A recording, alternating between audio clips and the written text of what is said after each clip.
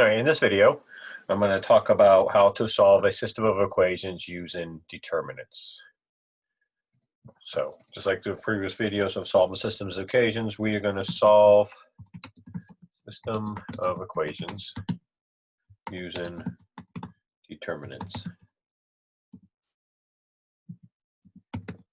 Type determinants.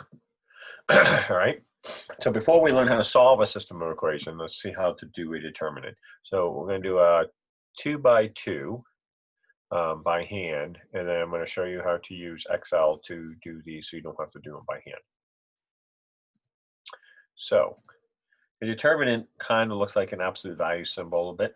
So there's a line down and a line down, and it kind of looks like a matrix if you've done matrix algebra, but it's just two lines. And then to do what we call a 2 by 2, then say we have the numbers 2, -4, 3, and 5. So what you do is you multiply the 2 and 5 together, and then you multiply the 3 and the 4 together. So we get 2 times 5, and then 3 times a -4. Right? And what determinant says is when you are going from this direction down, you add them all, and then when you're going this direction, you subtract. Well, there's only one down and one over in the 2 by 2, but when you do 3 by 3, it's a little more than that. But so we are going to subtract these. So 2 times 5 is 10. -3 times -4 is a +12. And the determinant of this equation is 22. I wrote the answer down instead of writing 12. Sorry about that. So say again, 2 times 5 give us 10. -3 and -4 give us 12. 10 plus 12 gives us a 22. So that's how we do determinants by hand. You start here, multiply the first number by the one at its diagonal. Then you get down here and you go to the right and you multiply going up, follow the right arrow, and then you always subtract.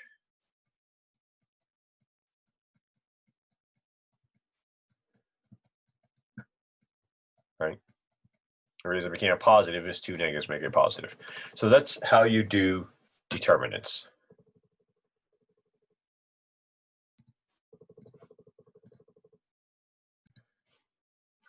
All right, so now to solve system of equations using the determinants, we have to use what is called Cramers Rule. Right, and you can look in the book and read about Cramers Rule. But if we go back to, and I kind of proved this in the classroom, but due to the fact we're not in the classroom, I'm going to skip the proof right now. You can look at the proof in the book. But if we go back to our equations, the standard rule, right? I'll type them on this, which is a little easier. So if we have ax plus by equals c, ax plus by equals c. And just like before, we'll put our subscripts to show which equation is what. So this would be a1, b1, and c1 for equation 1, a2, b2, and c2 for equation 2. So what Cramers Rule says, if I want to solve for x, I will do 2 sets of determinants. All right, I'll do a denominator and a numerator. All right. So if I take it as it is in standard form, let me draw it out here. Write my A1, B1, A2, B2, not C2, B2. And then my numerator will be C1, B1, C2, B2. So what you notice here is the A and B's are the numbers in front of X and Y. They go in the denominator. When I go to do my numerator, I still keep the numbers in front of the Y's, but instead of writing the numbers in front of the X, I write what they're equal to. So say we have the equation X plus 2Y equals 4, and 3X minus Y equals 9. All right? So if I want to solve for X, I do my determinants, numerator and denominator.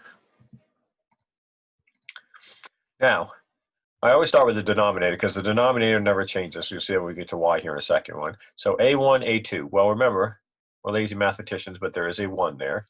So I put a 1 for A1, a positive 2 for B1, a 3 for A2. Again, there is a 1 there when there's no number, so that becomes a negative 1. And there is my denominator. My numerator, again, notice the B's stay the same, so I'm just going to write a 2 and negative 1 because they're the same. But instead of writing my my A's, the numbers for my X's, I'm going to write what it's equal to, which is 4 and 9. And this always happens. Whatever letter you're solving for, you take their coefficients out and put what it equals in. So again, if we do this in steps, remember, I'll put a little star. We start here and go down. So 4 times a negative 1. And then we're going to go this way now. So I subtract 9 times 2. And then equals. So 4 times negative 1 is negative 4. 9 times 2 is negative 18. Negative 4 and negative 18 is a negative 22. All right, now I do my denominator. Again, I start at the top and go down. So I get a 1 times a negative 1. And I'm here and I go to the right, so I subtract a 3 times a 2. So negative 1 times 1 is negative 1. Negative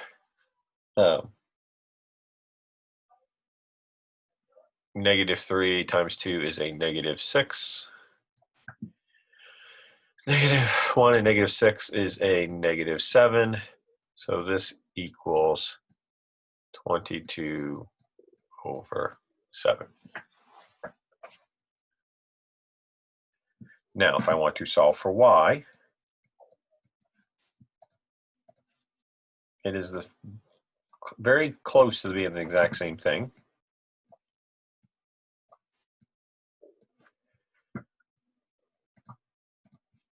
My denominator stays the same, A1, B1, A2, B2. Now, like the X's, I took out the X's and put it what it's equal to. Well, in this case, I am going to leave in the X's. So this is A1, A2. But instead of putting the B coefficients, because it's Y, I'm going to take those out and I'm going to replace them with the C's. There's the pattern. The good news is the denominator doesn't change. So I know that is going to be 1, 3, 2, and negative 1. Because the denominators are always the same. Now, the numerator is going to change. So I am going to have the 1 and the 3 because A1 and A2 are still there. But instead of writing 2, negative 1, I'm going to write what it equals to, which is 4 and 9. And I'm not going to do the denominator again. We already know that equals -7 because we did it on the top. So again, we start here. So 1 times 9 minus 3 times 4, which equals, again, -7 on the bottom. 1 times 9 is 9. 3 times 4 is 12. So this is now -3/7 or +3/7. So that's how you do Cramers Rule. And if you want to use Cramers Rule, you can do it for a 3x3. You just have X, Y, and Z, and you set it very similar to the problem. You can look in the chapter, I think it's 5.6. But I'm going to show you instead how to use technology to do all this for you. So here's just a small video of how to do it by hand. So let's go to a new share. So on the course page, there is a Excel file called Determinants. And so you can go here and it's all built for you. It's like a calculator.